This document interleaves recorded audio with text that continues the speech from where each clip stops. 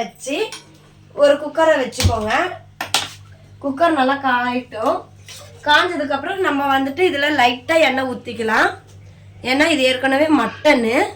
So மட்டனில் வந்துட்டு கொழுப்பு சத்து அதிகமாக இருக்கிறதுனால எண்ணெய் கம்மியாக சேர்த்துக்கோங்க.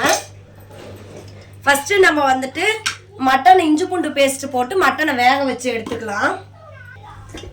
ஃப்ரெண்ட்ஸ், இப்போ வந்துட்டு நம்ம இஞ்சி பூண்டு பேஸ்ட் வந்துட்டு ரெண்டு ஸ்பூன் பக்கம் இருக்குது. அதை அப்படியே போட்டுக்கலாம்.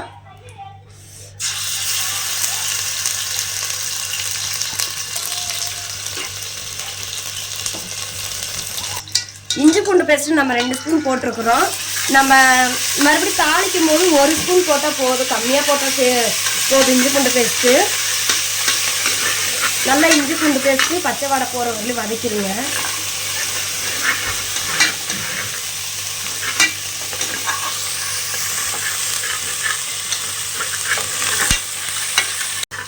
ஓகே, இப்போ வதங்கிருச்சு.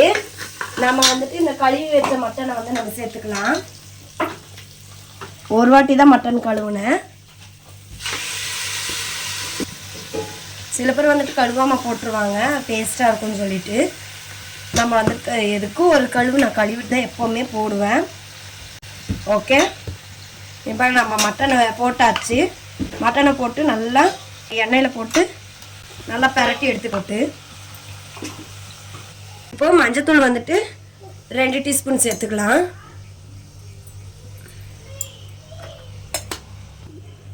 கல்லுப்பு வந்துட்டு தேவையான சேர்த்துக்கோங்க. ஓகே, இப்போ நல்லா இதை போட்டு பரட்டி எடுத்துக்கலாம்.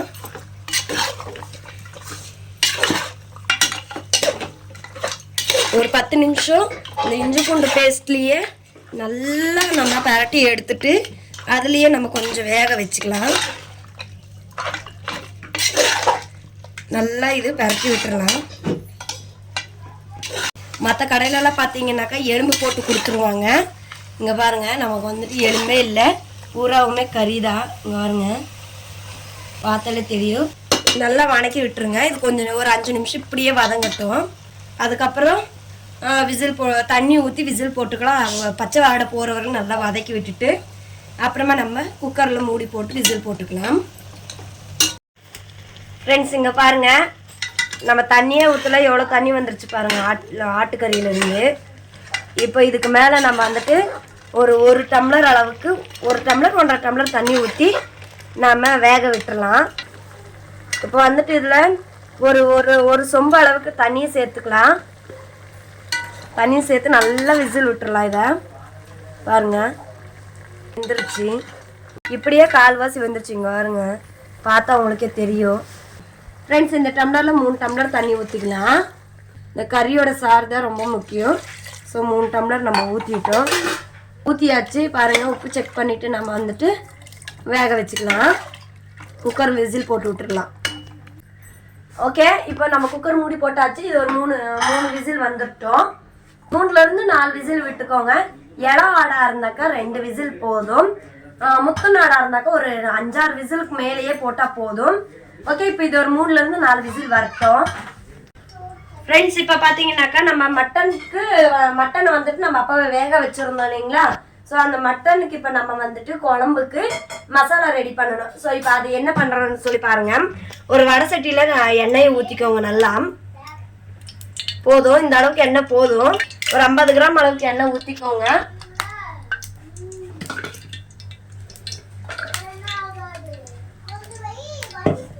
எண்ணெய் நல்லா காஞ்சதுமே வெங்காயத்தை சேர்த்துக்கலாம். நம்ம 1 கிலோ மட்டனுக்கு 1/4 கிலோ வெங்காயத்தை சேர்த்துக்கோங்க. அதுவும் சின்ன வெங்காயத்தை சேர்த்துக்கோங்க.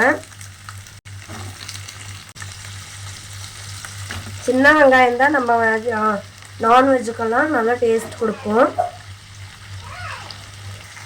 ஸ்டவ் வந்துட்டு இப்போ ஹையில் வச்சுக்கிட்டு நல்லா வதக்கி விடுங்க. வதங்கட்டும், கொஞ்சம் ப்ரௌன் கலராக வரட்டும். அதுக்குள்ளே நம்ம தக்காளி வந்துட்டு நம்ம கட் பண்ணி வச்சுக்கலாம். இப்போ வந்துட்டு வெங்காயம் வதங்கும் போதே நம்ம வந்துட்டு ஒரு 4 வரமிளகா சேர்த்துக்கலாம். காரத்துக்கு ஏற்ற மாதிரி நீங்கள் சேர்த்துக்கோங்க. நான் வந்துட்டு காரம் கம்மியாக சேர்க்குறேன். நல்லா வதக்கிக்கோங்க. அதுக்கு முன்னாடி இந்த தக்காளி வந்துட்டு பெரிய சைஸ் தக்காளி நம்ம 2 எண்ணெய் எடுத்துருக்கோம் பாருங்க. ஸோ இந்த 2 தக்காளி எடுத்துருக்கோம். மட்டனுக்கு வந்துட்டு தக்காளி வந்துட்டு கம்மியாக சேர்த்துனா போதும். கல்லுப்பு கொஞ்சம் லைட்டாக வதங்கிறதுக்காக கொஞ்சமாக சேர்த்துக்கலாம். அது போக அது கூட கொஞ்சமாக 1 டீஸ்பூன் அளவுக்கு மஞ்சத்தூள் சேர்த்துக்கலாம்.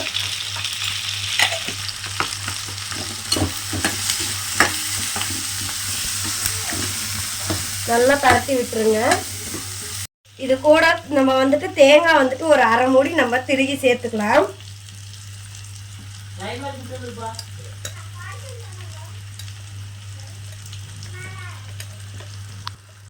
ஏற்கனவே நான் தேங்காய் வந்துட்டு உடச்சி கட் பண்ணி வச்சிருந்ததால நான் மிக்சியில் கொஞ்சம் லைட்டாக தரதான்னு நான் அரைச்சி போட்டிருக்கிறேன். உங்களுக்கு பார்த்தாலே தெரியும் எவ்வளோ பெருசு பெருசாக இருக்குது பாருங்கள் தேங்காய். நீங்கள் வந்துட்டு கையில் திருகி போட்டுக்கலாம். அப்படி இல்லைன்றவங்க மிக்சியில் அரைச்சி கூட போட்டுக்கலாம். தரன்னு அரைச்சி போட்டுக்கோங்க. இப்போ வந்துட்டு இது கூட நம்ம தக்காளி சேர்த்துக்கலாம்.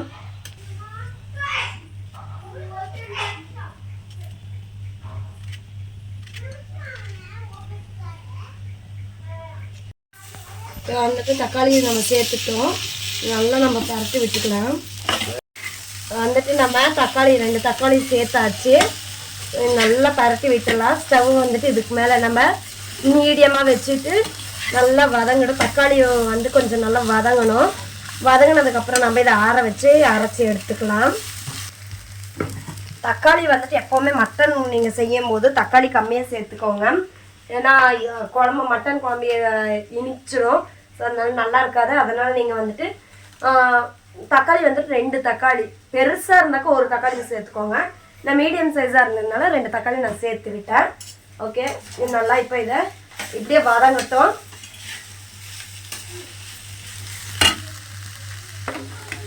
இது நல்லா வதங்கினதுக்கப்புறம் எடுத்து ஆற வச்சு அரைச்சிட்டு நம்ம மட்டன் குழம்பு தாளிக்கும் போது நான் உங்களுக்கு காட்டுறேன். எந்த அளவுக்கு வதக்குறேனோ அந்த அளவுக்கு தாளித்து முடிச்சுட்டு உங்களுக்கு ஸ்டவ் ஆஃப் பண்ணும்போது உங்களுக்கு நான் காட்டுறேன். ஃப்ரெண்ட்ஸ் இங்கே பாருங்கள்.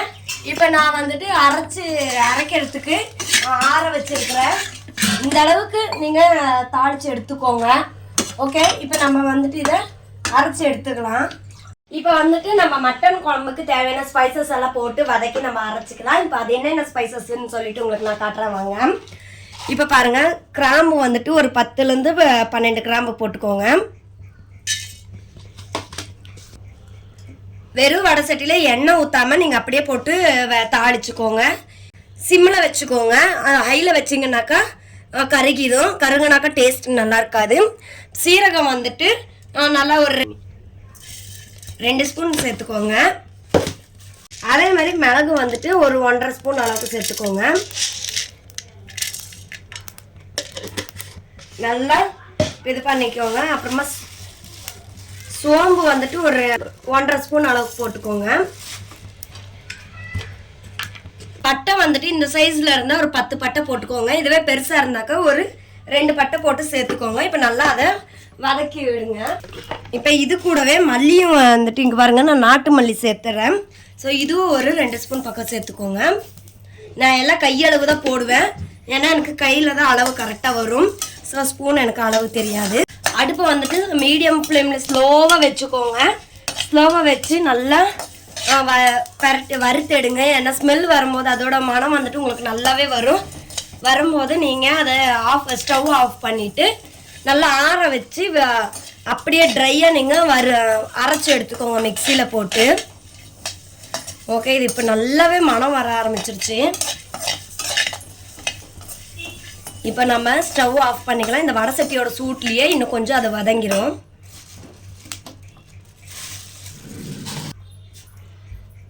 ஓகே ஃப்ரெண்ட்ஸ், இப்போ இதை நம்ம வறுத்தாச்சு. இப்போ நம்ம இதை ஆற வச்சுட்டு அரைச்சி காட்டுறேன் பாருங்கள் உங்களுக்கு. ஃப்ரெண்ட்ஸ் இப்போ பார்த்தீங்கன்னாக்கா நான் மட்டனுக்கு வந்துட்டு உங்களுக்கு ஸ்பைசஸ் எல்லாம் போட்டேன் இல்லைங்களா. ஸோ அதை வறுத்தோம் இல்லையம்மா, அதை வந்துட்டு நான் அரைச்சி வச்சாச்சு. ஆற வச்சு அரைச்சி வச்சுருக்கேன். இந்த மாதிரி தரன்னு ரொம்ப நைஸாகவும் அரைக்கக்கூடாது, ரொம்ப தரன்னு அரைக்கக்கூடாது. மீடியமாக இந்த மாதிரி இங்கே பாருங்கள், உங்களுக்கே தெரியும், பார்த்தாக்கா தெரியும் பாருங்கள். இந்த அளவுக்கு நீங்கள் அரைச்சிக்கோங்க. ஸோ ஓகே, இது அப்படியே மூடி வச்சிடலாம், ஏன்னா மனம் போயிடும். வெங்காயம் தக்காளி தேங்காய் இதெல்லாம் நம்ம வணக்கணும் இல்லைங்களா? ஸோ அதுவும் நான் அரைச்சி வச்சுட்டேன். ஒரு சட்டியை வச்சுக்கிட்டலாம். சட்டியை வச்சுட்டு சட்டியில் வந்துட்டு ஒரு 3 ஸ்பூன் 4 ஸ்பூன் அளவுக்கு எண்ணெயை ஊற்றிக்கோங்க. ஏன்னா எண்ணெய் கம்மியாக சேர்த்துக்கலாம். ஏற்கனவே மட்டன் வந்துட்டு கொலஸ்ட்ராலு, ஆயில் அதை விட கொலஸ்ட்ராலு. போதும், இந்த எண்ணெய் போதும். ஒரு 50 கிராம் அளவுக்கு எண்ணெயை சேர்த்துக்கோங்க. அப்புறம் பார்த்தீங்கன்னாக்கா இஞ்சி பூண்டு பேஸ்ட் வந்துட்டு 1 ஸ்பூன் போட்டுக்கோங்க. ஏன்னா நம்ம ஏற்கனவே கறி வேகும் போது 2 ஸ்பூன் போட்டுக்கிறோம். இப்போ வந்துட்டு 1 ஸ்பூன் போட்டுக்கலாம். இப்போ வந்துட்டு கருவேப்பிலை வந்துட்டு ஒரு கொத்து போட்டுக்கோங்க. போட்டு நல்லா வதக்கிடுங்க. கருவேப்பிலை வந்துட்டு இன்னும் கொஞ்சம் கூட நீங்கள் சேர்த்துக்கோங்க, ஏன்னா மனம் நல்லா இருக்கும், டேஸ்ட்டாக இருக்கும். இப்போ வந்துட்டு இஞ்சி பூண்டு பேஸ்ட்டு நல்லா வதங்கிருச்சு. இந்த மசாலா நம்ம சேர்த்துக்கலாம்.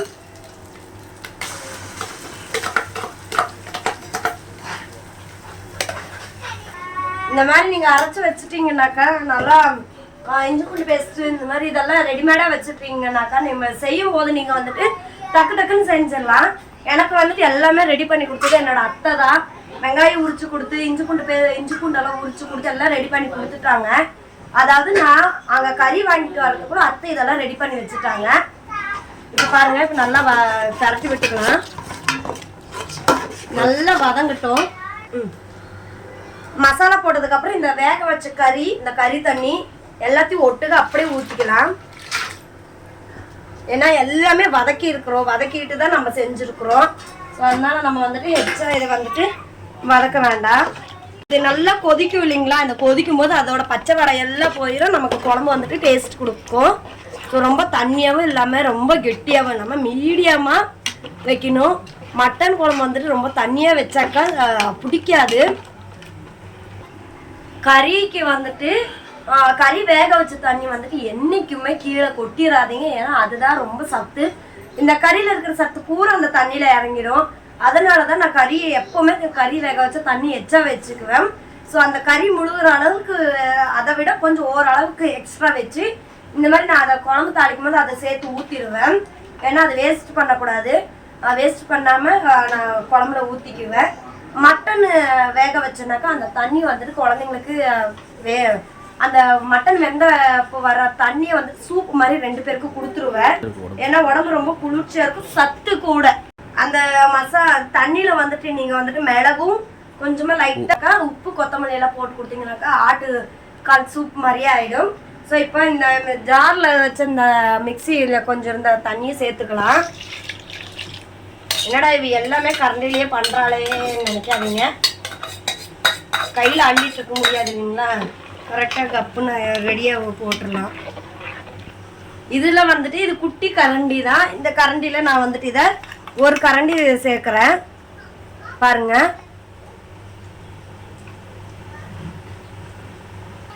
இது நம்மளே வறுத்து வச்ச மசாலா. இந்த கரண்டியில் 1.25 கரண்டி போட்டுக்கோங்க. ஸ்பூன் கணக்கு பார்த்தீங்கன்னாக்கா 3 ஸ்பூன் சேர்த்துக்கோங்க. இது பாருங்க, இது நான் வந்துட்டு இப்போ ஸ்டோர் பண்ணி வச்சிருவேன். ஒரு நல்லா கெட்டியான டப்பாவில் போட்டு, பிளாஸ்டிக் டப்பாவில் போட்டு பேக் பண்ணிடுவேன். அதாவது மூடி போட்டு நல்லா டைட்டாக மூடிடுவேன். மூடினாக்கா இந்த மணம்லாம் நமக்கு போகாது. இது வந்துட்டு சிக்கனுக்கு மட்டனுக்கு 2த்துக்குமே யூஸ் பண்ணிக்கலாம். ஃபிஷ்ஷை தவிர சிக்கன் மட்டன் முட்டை இதுக்கெல்லாம் சேர்க்கலாம். ஓகே, இப்போ அவ்வளோதான். இது நல்லா கொதிக்கட்டும். இது கூட இன்னொரு 1.5 டம்ளர் அளவுக்கு தண்ணி சேர்த்துக்கலாம். நினைப்பீங்க என்னடா இது குழம்பு இந்த கலரில் ஒயிட் கலரில் இருக்குது அப்படின்னு நினைப்பீங்க. மசாலா இந்த பொடியெல்லாம் போட்டதுக்கப்புறம் நல்லா இருக்கும். இப்போ வந்துட்டு கறி மசாலா வந்துட்டு 3 ஸ்பூன் போட்டுக்கோங்க. அப்புறம் மட்டன் மசாலா வந்துட்டு அதே 3 ஸ்பூன் போட்டுக்கோங்க.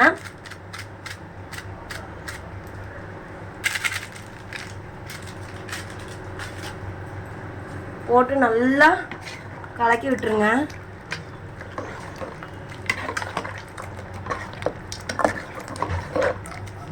ஓகே, இது நல்லா கொதிக்கட்டும். பச்சை வாசம் வச்சு இது போனதுக்கப்புறம் நம்ம வந்துட்டு தண்ணி சேர்த்துக்கலாம். தண்ணி வந்துட்டு உங்களுக்கு எந்த அளவுக்கு தண்ணி தேவைப்படுதோ அந்த அளவுக்கு தண்ணி சேர்த்துக்கோங்க. நான் வந்துட்டு மீடியமாக இருக்கட்டும்னு சொல்லிட்டு ஒரு 1.5 டம்ளர் அளவுக்கு நான் தண்ணி சேர்த்துக்கிறேன். ஏன்னா ஏற்கனவே நம்ம மட்டனை வந்துட்டு நல்லா வேக வச்சுட்டோம். இப்போ நல்லா கொதிக்கட்டும். ஒரு பிளேட்டு போட்டு மூடிடலாம். மூடினதுக்கப்புறம் இது நல்லா கொதிச்சதுக்கப்புறம் நான் உங்களுக்கு காட்டுறேன் பாருங்க குழம்பு எப்படி வருதுன்னு. அவ்வளோதான். இதை நல்லா கொதிச்சதுன்னாக்கா கொத்தமல்லியை தூவி நம்ம குழம்பு ஆஃப் பண்ணிக்கலாம். இப்போ வந்துட்டு ஒரு பிளேட்டை போட்டு இதை நம்ம அப்படியே க்ளோஸ் பண்ணி விட்டுறலாம். ஓகே, இது நல்லா கொதிக்கிட்டு கொதிச்சதுக்கப்புறம் நான் உங்களுக்கு காட்டுறேன். உப்பு போடலை நான். ஏற்கனவே கறியில் போட்டு வேக வச்சிருந்தாலும் போடலை. பார்த்தாக்கா உப்பு கம்மியாக இருந்தது. இப்போ உப்பு சேர்த்துக்கலாம். உங்களுக்கு தேவையானாலும் சேர்த்துக்கோங்க. ஓகே ஃப்ரெண்ட்ஸ், இதை நல்லா கொதிச்சதுக்கப்புறம் உங்களுக்கு நான் காட்டுறேன். ஓகே, இதை அப்படியே நம்ம மூடி வச்சிடலாம். நல்லா கொதிக்கட்டும். கொதிச்சதுக்கப்புறம் உங்களுக்கு காட்டுறேன். ஆட்டுக்கறி குழம்பு எப்படி வந்திருக்குன்னு நம்ம பார்க்கலாம். ஓப்பன் பண்ணலாமா? செம. பார்த்தீங்களா, கலர் வந்துருச்சு. நம்ம போடும்போது கலர் இல்லை, இப்போ கலர் வந்துருச்சு. பார்த்தீங்களா, அவ்வளோதான். எல்லாம் பொடியெல்லாம் போட்டதுக்கப்புறம் நமக்கு கலர் நல்லாவே வந்துருச்சு பாருங்க. அவ்வளோதான் ஃப்ரெண்ட்ஸ், நம்ம குழம்பு ரெடி ஆயாச்சு. நம்ம வந்துட்டு ஸ்டவ்வை ஆஃப் பண்ணிக்கலாமா? ஓகே ஃப்ரெண்ட்ஸ், இப்போ நம்ம வந்துட்டு ஃபைனல் டச்சாக கொத்தமல்லி தூவி நம்ம குழம்பு இறக்கிடலாம். அவ்வளோதான். ஓகே ஃப்ரெண்ட்ஸ், இந்த வீடியோ பிடிச்சிருந்தாக்கா உங்களுக்கு லைக் பண்ணுங்கள், ஷேர் பண்ணுங்கள், கமெண்ட் பண்ணுங்கள், மறக்காமல் சப்ஸ்கிரைப் பண்ணிக்கோங்க. நம்ம வீடியோ பிடிச்சிருந்தா மட்டும் சப்ஸ்கிரைப் பண்ணிக்கோங்க. ஃபஸ்ட்டு பாருங்கள் வீடியோ நாங்கள் போடுறது உங்களுக்கு பிடிச்ச மாதிரி இருக்கான்னு பாருங்கள். பார்த்துட்டு நீங்கள் அப்புறமா நீங்கள் சப்ஸ்கிரைப் பண்ணிக்கோங்க மக்கள்.